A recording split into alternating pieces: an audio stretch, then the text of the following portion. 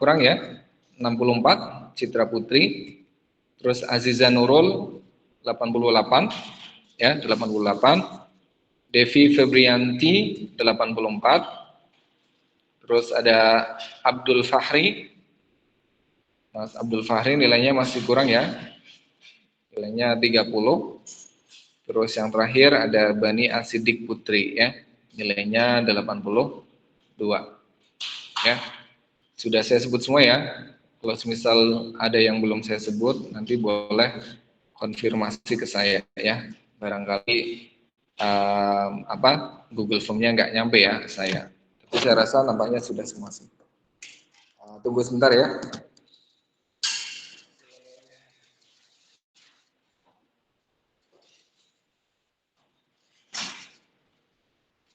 Untuk Anita sama Ayo Tonusus. Udah, Lele ya. Udah dengar ya tadi.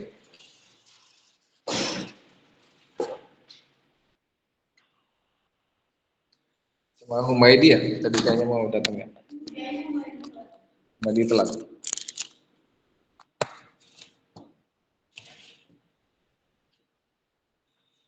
Baik, seperti itu ya. Jadi saya rasa nilai itu bisa teman-teman perkirakan seandainya ingin mendapatkan nilai yang baik ataupun yang bagus dalam artian predikatnya A, itu harus ada perbaikan ya, terutama bagi yang nilainya masih kurang ya, yang masih di bawah 79 ya. Karena untuk mendapatkan predikat A itu nilainya minimal 79. Tapi seandainya ada kurang-kurang dikit, tetapi teman-teman itu bisa memperbaikinya dengan kehadiran ya, kehadirannya tidak pernah bolong, terus ditambah dengan tugas-tugasnya rajin ya, selalu mengerjakan. Saya rasa insya Allah akan saya bantu ya, asal nggak jeblok amat lah nilai UTS dan UASnya gitu ya. Saya rasa bisa saya up ya untuk bisa jadi A gitu ya, asalkan tadi yang saya sampaikan. Oke, baik seperti itu ya. For today we will have the material about Jaren ya. Untuk hari ini kita akan belajar tentang Jaren ya. Bentar, karena ada yang offline.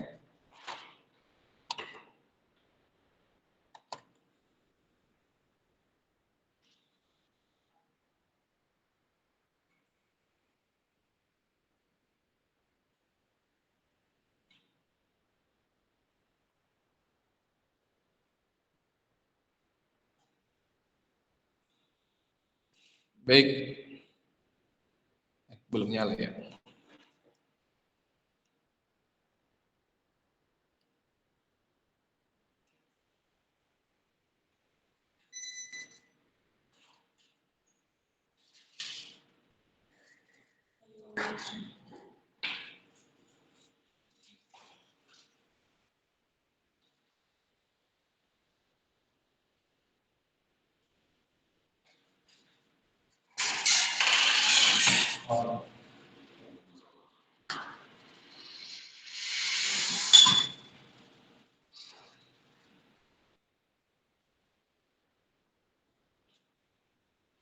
Saya pakai sendal apa ya? Ini tadi habis salat, gitu aja. Oke, Jaren ya, Jaren. Mungkin teman udah ada yang pernah dengar ya kata ini Jaren. Tapi saya rasa mungkin sebagian besar dari kalian juga mungkin baru dengar ya kata-kata ini karena nampaknya cukup asing juga ya di telinga orang yang bukan bahasa Inggris ya gitu. Gerun tulisannya, cara bacanya Jaren ya. Nah, kita belajar ya tentang Jaren hari ini. Apa itu Jaren? Nah, intinya Jaren itu adalah sebuah kata benda ya. Jaren intinya adalah sebuah kata benda. Hanya saja kata bendanya itu bentuknya tidak seperti kursi ya, chair, table, window ya, pensil, book dan sebagainya. Bukan seperti itu ya kata bendanya. Jadi gerund is noun made of verb. Jadi gerund itu adalah kata benda yang berasal dari kata kerja atau yang terbentuk dari kata kerja. ya. Nah, pembentukannya bagaimana? Pembentukannya adalah dengan menambahkan ing, ya. Jadi gerund adalah kata benda yang terbentuk dari kata kerja yang ditambahkan dengan ing, ya. Jadi kalau teman-teman menemukan kata yang berakhiran dengan ing, ya misalnya singing, playing, dancing, swimming dan sebagainya, itu tidak selalu kata-kata itu merupakan kata kerja, ya. Bisa jadi statusnya itu sebagai kata benda, ya. Kenapa statusnya sebagai kata benda? Karena ada beberapa ketentuannya. Ketentuannya nanti kita bahas, ya. Nah, gerund nih sedikit menjelaskan lagi, terlihat sama persis seperti present participle, ya. Present participle itu kata kerja ing, ya. Jadi terlihat sama persis bentuknya. Tetapi sebaiknya Anda memahami perbedaan keduanya, ya. Gerund selalu memiliki fungsi yang sama seperti kata benda, ya. Meskipun terlihat seperti kata kerja. Sementara present participle berfungsi sebagai kata kerja, gitu, ya.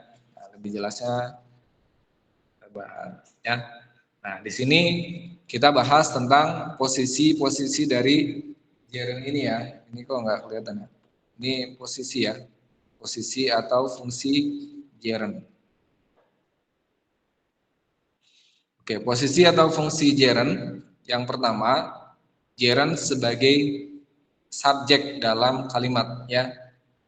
Ya, jadi karena ini sebagai subjek, maka posisinya ada di depan, ya. Misal, eating people is wrong. Wah, ini kalimatnya ekstrim banget, ya.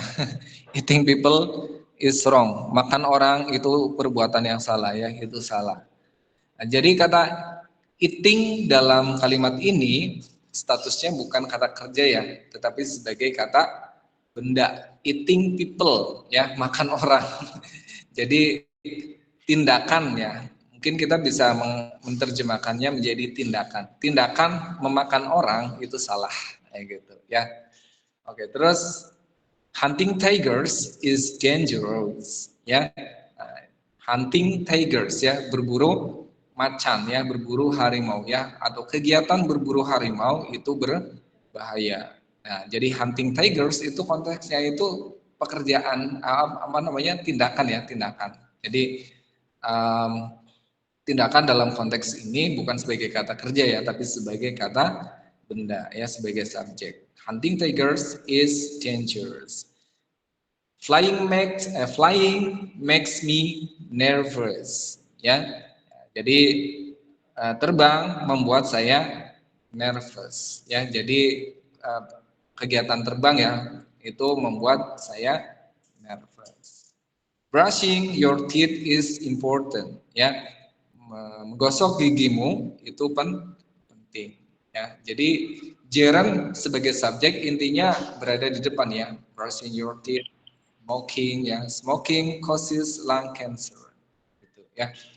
Nah, sama halnya ketika saya mengatakan I am smoking.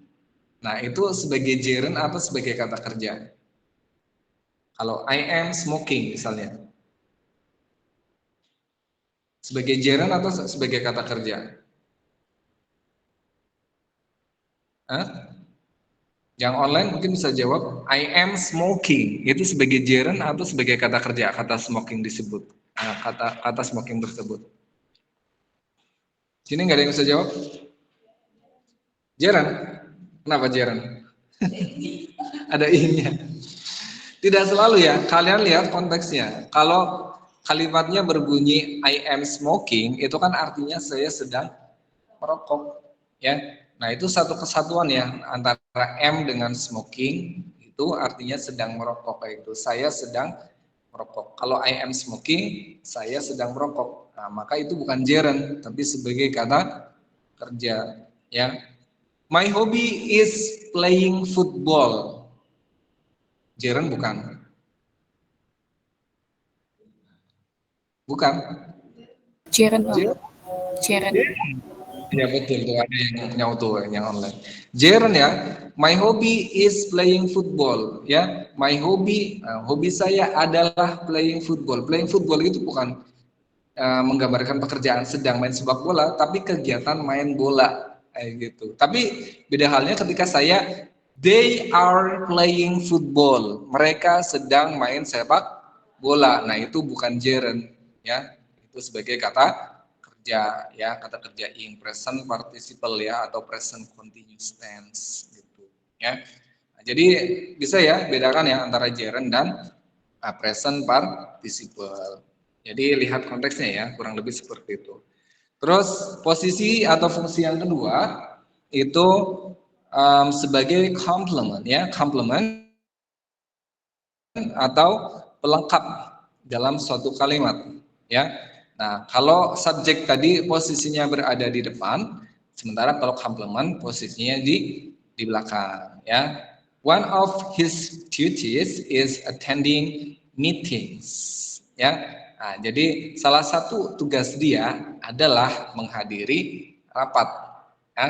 Nah, jadi kan konteksnya adalah menghadiri rapat, ya, adalah kegiatan menghadiri rapat, bukan konteksnya dia sedang menghadiri rapat, bukan, ya. Tapi konteksnya salah satu tugasnya adalah menghadiri rapat atau kegiatan menghadiri rapat atau meeting gitu, ya. Nah, attending meetings and itu sebagai complement-nya. Complement itu pasti posisinya sebagai kata benda gitu, ya. Contoh yang kedua, the hardest thing about learning English is understanding the gerund, ya. Nah, jadi hal yang paling sulit dalam belajar bahasa Inggris itu adalah memahami gerund, ya. Adalah lagi tadi kan adalah memahami gerund, bukan artinya mereka sedang memahami gerund, bukan. Kalau kalimatnya she is understanding the gerund, nah baru itu konteksnya sebagai kata kerja, gitu, ya. Oke, terus one of life's pleasures is having breakfast in bed, ya. Salah satu kesenangan dalam hidup, ya, itu adalah sarapan di tempat tidur, kayak gitu, ya. Ini kebiasaan orang malas kayaknya. Oke, jadi having breakfast itu sebagai gerund, ya. Oke, lanjut. Jadi ini yang kedua posisinya sebagai complement, ya. Yang ketiga, posisi atau fungsi gerund itu sebagai setelah preposisi, ya. Preposisi. Kalian tahu preposisi? Preposisi itu adalah kata preposisi, contohnya apa saja preposisi? Preposisi itu contohnya in, on, at, of, from. Nah, itu kata depan, ya.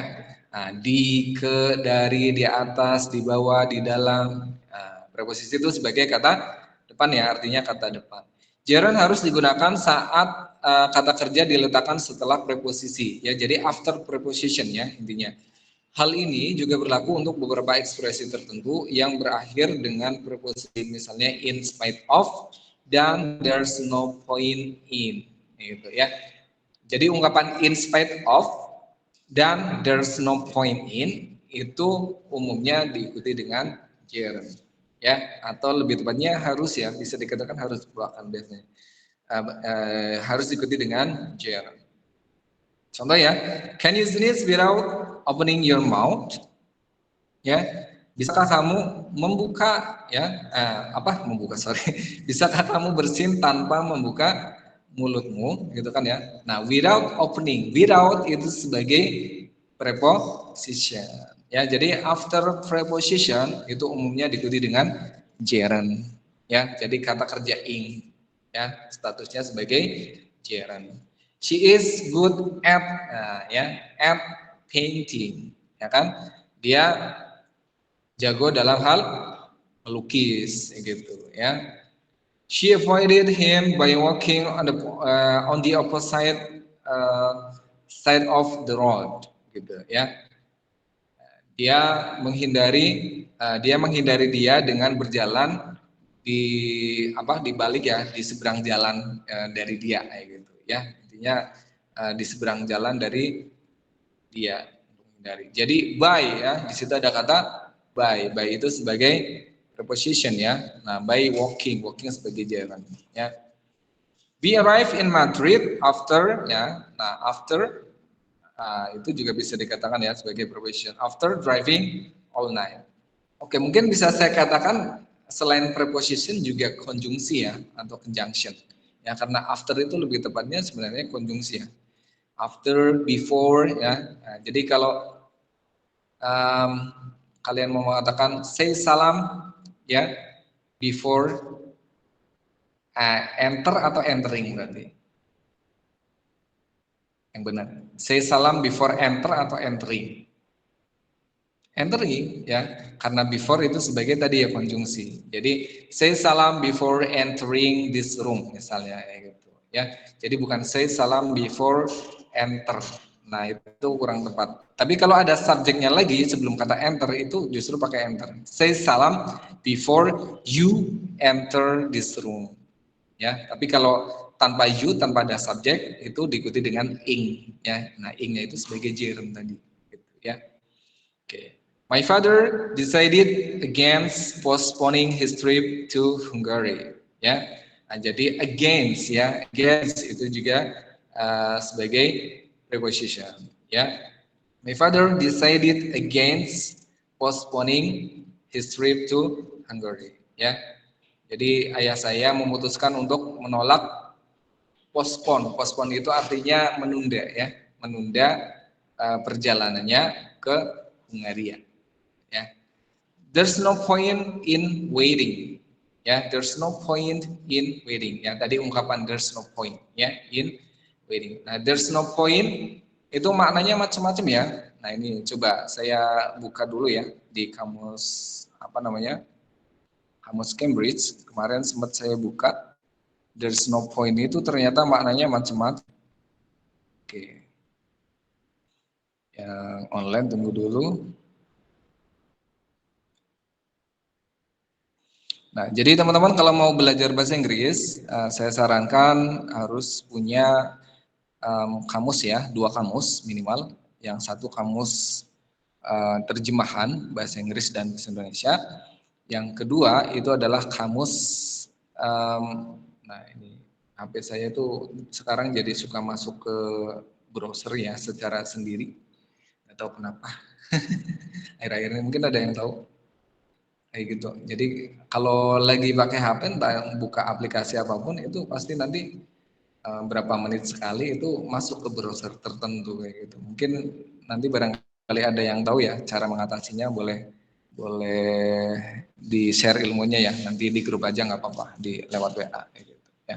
Jadi kalau saya buka HP entah lagi main nonton YouTube kayak atau buka IG kayak atau lagi buka WhatsApp itu selalu aja itu masuk ke browser ya, browser Chrome ya, Google Chrome gitu, dan masuk ke website tertentu ya, kadang masuknya ke website judi ya, judi slot dan website-website yang gak jelas kayak gitu, itu saya kurang tahu itu kenapa kayak gitu ya. Nanti mungkin teman-teman yang online barangkali ada yang tahu ya, nanti bisa tolong dikasih tahu ya cara mengatasinya itu bagaimana ya gitu, soalnya saya nggak tahu cara mengatasinya sampai saat ini.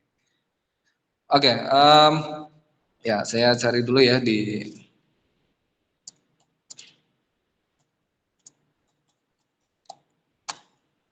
Oke,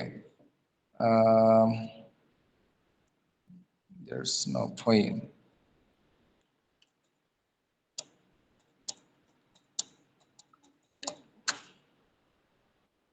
Oh, sorry, bentar dulu ya.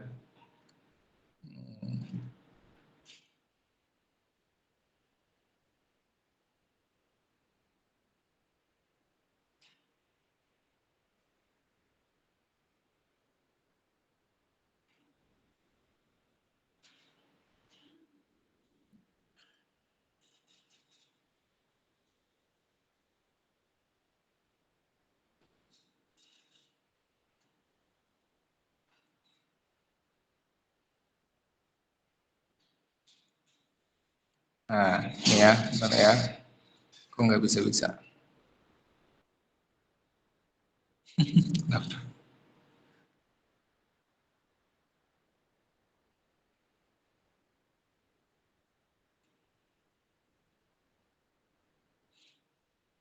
Oke, yang online tunggu sebentar ya, saya menjelaskan sedikit sama yang offline.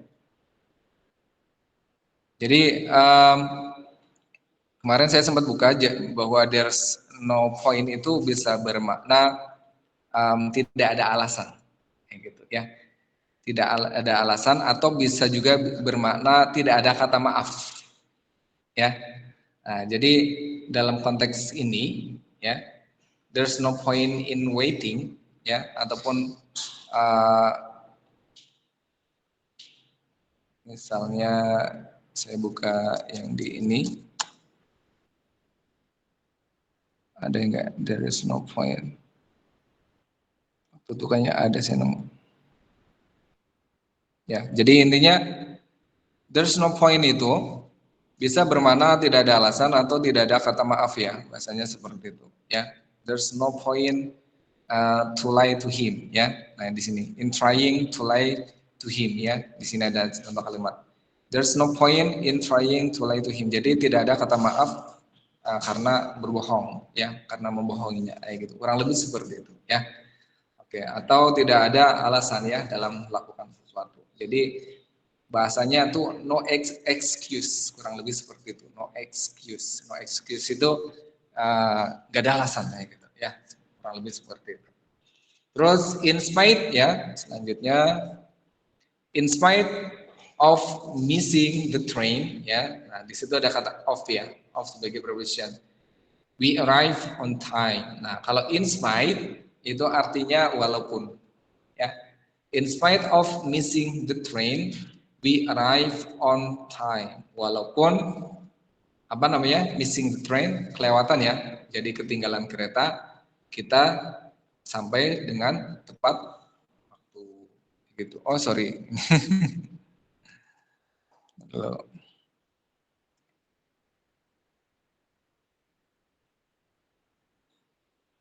Oke, lanjut ya. Nah, itu yang ketiga. Terus yang keempat, posisi atau fungsi gerund yang keempat itu setelah phrasal verb, ya, setelah kata kerja frasa, ya, after phrasal verb. Nah, sebelum kita membahasnya, kalian harus tahu dulu ya apa itu phrasal verb. Phrasal verb itu adalah kata kerja frasa. Nah, sebelum kalian belajar kata kerja frasa, pastinya harus mengetahui dulu apa itu frasa ya. Nah, frasa itu adalah kumpulan kata, kata-kata, kata yang terdiri dari lebih dari satu kata. Ya, misalnya pisang, pisang itu kata ya. Tapi kalau saya katakan pisang manis, nah itu bisa dikatakan sebagai frasa. Ya, banana is word, but sweet banana is a phrase. Ya, nah, frasa kata benda. Nah, sementara ini frasa kata kerja. Jadi artinya phrasal verb itu adalah kata kerja yang terdiri dari beberapa kata. Ya, misalnya I kick the ball. Ya, kick sebagai kata kerja. Ya, tapi kalau saya katakan I am kicking the ball. Nah, di situ ada unsur am dengan kicking. Ya, saya sedang menendang bola itu. Nah, am kicking itu sebagai frasa kata kerja, ya. Atau bentuk frasa kata kerja yang lainnya itu adalah kata kerja yang disandingkan dengan kata lain, di mana kata lain itu bisa berstatus sebagai preposisi atau bisa berstatus sebagai konjungsi, ya. Misal go on. Go artinya apa? Pergi. Nah, ketika disandingkan dengan on itu maknanya berubah. Go on itu maknanya bukan pergi hidup, ya, tapi artinya melanjutkan, to continue, ya. Give up. Nah, ini kata-kata yang sering kita dengar ya. Give itu artinya memberi, up itu atas, tapi maknanya bukan memberi atas, ya, tapi maknanya menyerah atau surrender. Nah, itu contoh phrasal verb ya. Jadi phrasal verb itu kata kerja yang disandingkan dengan kata-kata yang lain. Umumnya maknanya jadi berubah ya. Misalnya kata look for ya. Look itu artinya apa? Melihat ya atau memandang. Tetapi kalau disandingkan dengan for menjadi look for itu maknanya berubah menjadi mencari, betul. Ya, seperti itu ya. Jadi phrasal verb itu kurang lebih seperti itu. Nah, jadi gerund itu bisa juga posisinya after phrasal verb. Jadi setelah phrasal verb umumnya diikuti dengan gerund. Ya. Nah, contoh kalimatnya, when will you give up smoking? Ya, kapan kamu akan menyerah untuk merokok? Maknanya kapan kamu akan berhenti merokok? Gitu ya, konteksnya seperti itu.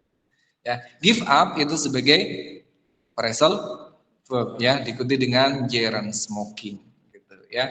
She always puts off going to the dentist ya. Puts off ya atau put off ya. Put off itu artinya menunda ya. Jadi dia selalu menunda pergi ke dokter gigi gitu ya. Put off itu sebagai phrasal verb dan going sebagai gerund gitu ya. Terus he kept on asking for money ya, kept on atau keep on ya, itu phrasal verb ya yang artinya tetap ya, tetap asking for money ya, atau artinya itu to continue to do something, itu keep on ya. Jadi untuk melanjutkan melakukan sesuatu, tetap melakukan sesuatu itu keep on ya. He kept on asking for money. Dia terus saja minta duit.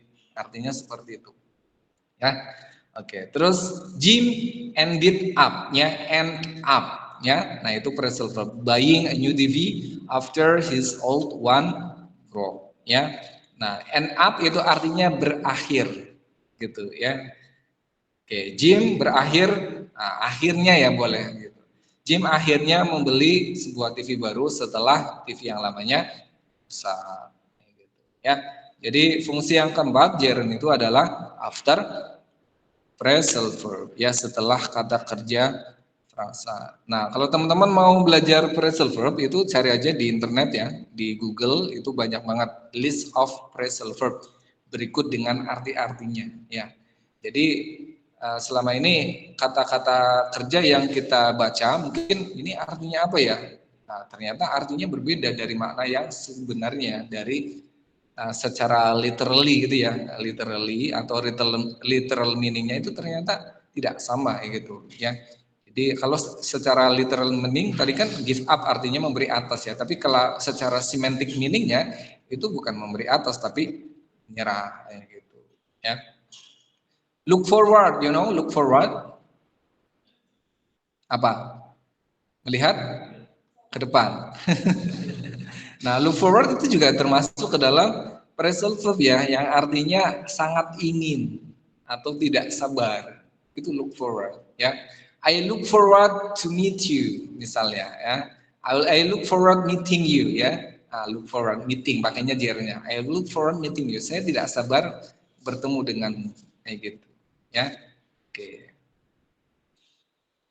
Jadi banyak banget ya contoh-contoh gerund phrasal verb tadi ya, berikut dengan arti-artinya dan artinya itu beda. Dan for your information untuk kalian ya, sekedar informasi, ternyata orang-orang native speaker ya, orang-orang mereka ya penutur asli, orang Amerika, orang Inggris ya, itu umumnya ketika berbicara, ketika bercakap ya, having a conversation, mereka itu sering menggunakan phrasal verb ya, seringnya menggunakan phrasal verb justru gitu loh, jarang menggunakan kata kerja yang asli ya. Karena apa ya, bahasanya itu bahasa mereka sendiri, mereka sudah paham ya gitu, sudah dari kecil tahu tentang itu ya, sudah automatically mereka itu sudah tahu dari kecil gitu. Oke, lanjut yang kelima, posisi atau fungsi gerund yang kelima itu ada beberapa phrasal verb yang menyertakan kata to ya sebagai preposisi seperti to look forward to ya, look forward to atau to take ya, to take to be accustomed to ya, to get around to be used to dan sebagainya ya. Jadi kata-kata ini umumnya diikuti dengan gerund, intinya seperti itu ya. Misalnya I look forward to hearing from you soon. Ya, oke, ternyata ada preposisi to-nya ya kalau pakai word Jadi tadi saya salah ya. I look forward to hearing from you soon. Ya, jadi mendengar ya mendengarkan ya mungkin berita atau kabar itu dari kamu segera gitu ya. Look forward to terus hearing ya, hearing itu sebagai jangan. I look forward to it. Nah, hearing from you soon itu diganti dengan it ya, kurang lebih seperti itu. Terus I'm used to waiting for buses ya. I'm used to. Nah, mungkin waktu itu saya pernah ngasih tahu ya, used to itu artinya apa?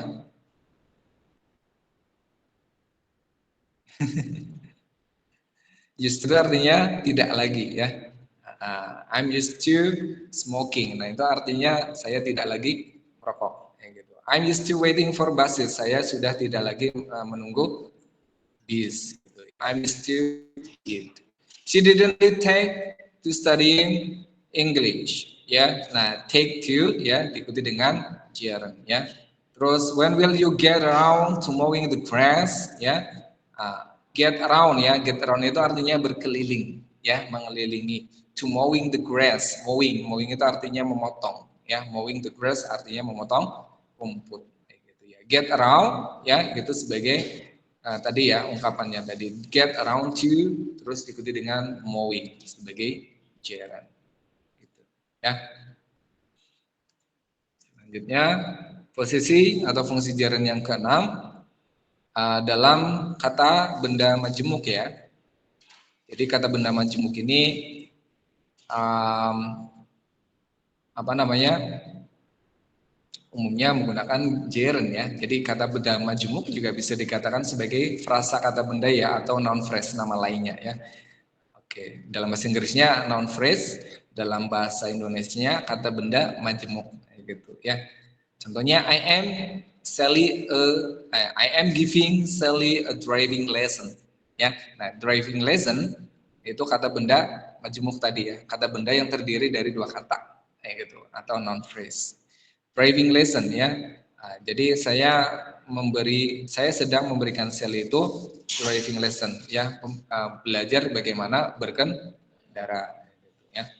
They have a swimming pool ya. Jadi swimming pool itu maknanya kolam renang ya, bukan kolam yang sedang berenang ya, karena ini konteksnya gerund ya, dalam konteks kata benda majemuk ya. They have a swimming pool in their backyard ya.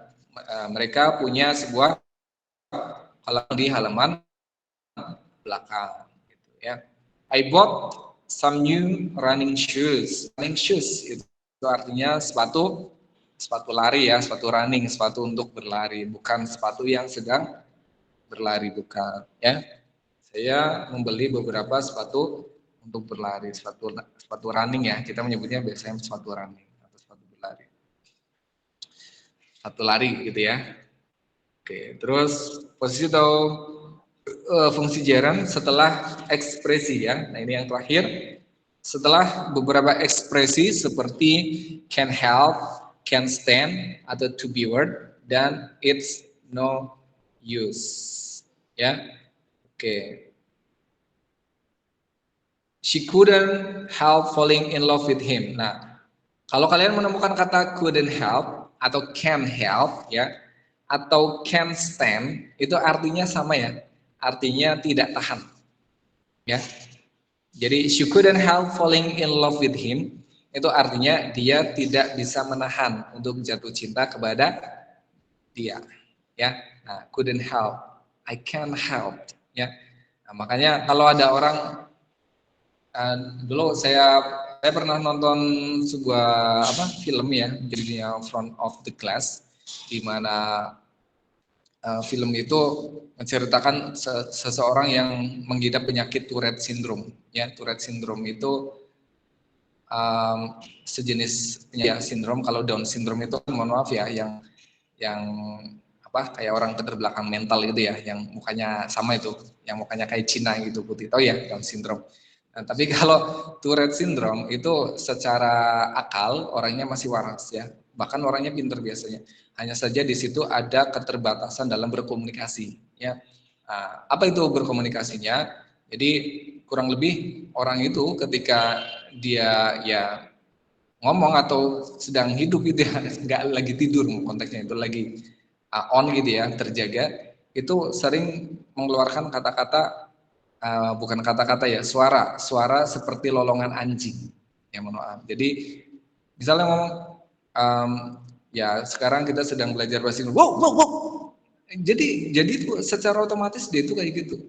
Ada penderita itu namanya Tourette syndrome dan itu dialami oleh seorang Amerika yang namanya Bradley Cohen dan itu diabadikan dalam sebuah film judulnya Front of the Class ya. Nah, itu kisahnya tak di Amerika. Jadi seorang yang menderita Tourette syndrome dan dia bercita-cita untuk menjadi seorang guru. Ya, cita-citanya menjadi seorang guru. Nah, selama hidupnya mengejar cita-cita menjadi seorang guru itu pasti banyak penolakan ya. Nah, bagaimana kamu bisa mengajar sementara kamu ngomong sambil kuku-kuku gitu ya di dalam kelas? Itu pasti akan sangat mengganggu ataupun ya susah lah untuk kalian kamu itu menjadi guru.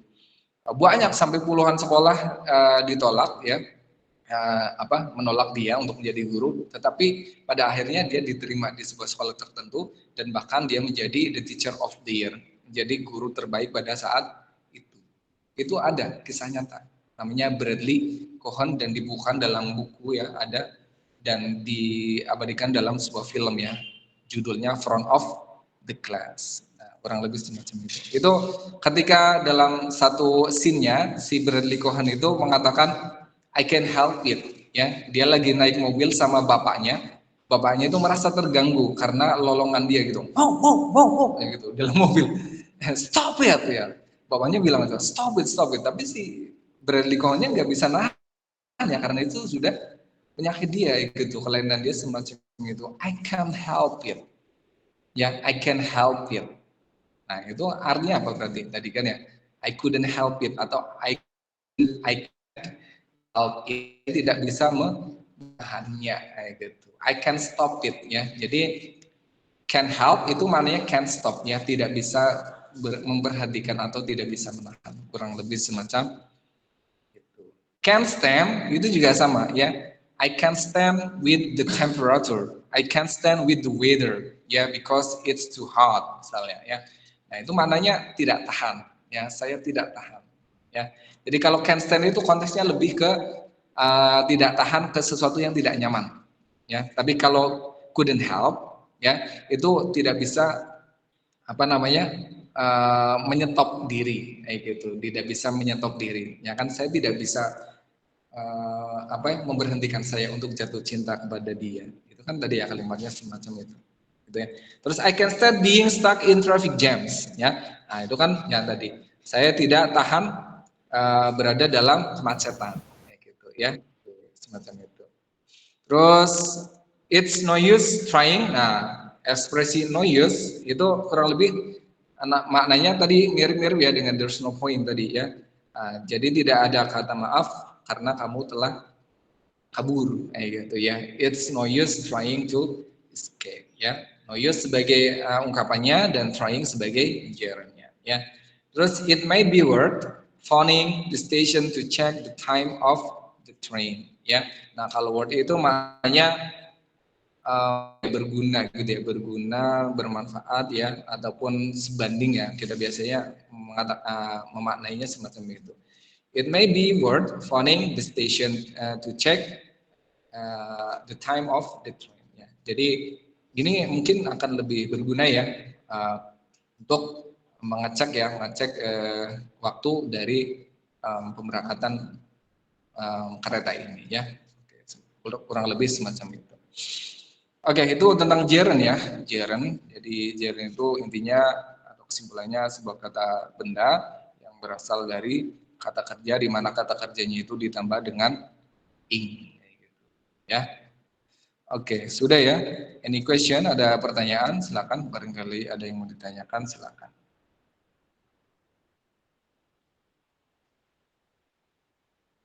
Yang offline, silakan ada barangkali. Jelas ya? Ya, saya rasa sangat jelas untuk gerund.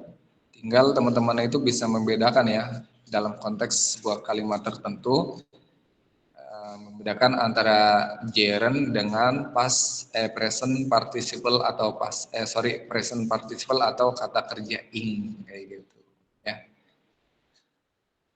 Oke, yang online any question, ada pertanyaan atau tidak? Kalau tidak ada ya saya cukupkan ya. Enggak ada, Pak. Oke. Cukup ya, kalau sudah tidak ada pertanyaan saya rasa cukup. I think that's very enough. Sorry, sebelum saya akhiri, saya ini dulu ya. Saya screenshot dulu bentar.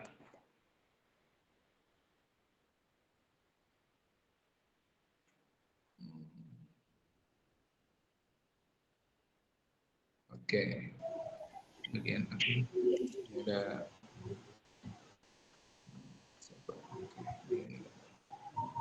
udah nggak kelihatan. Oke.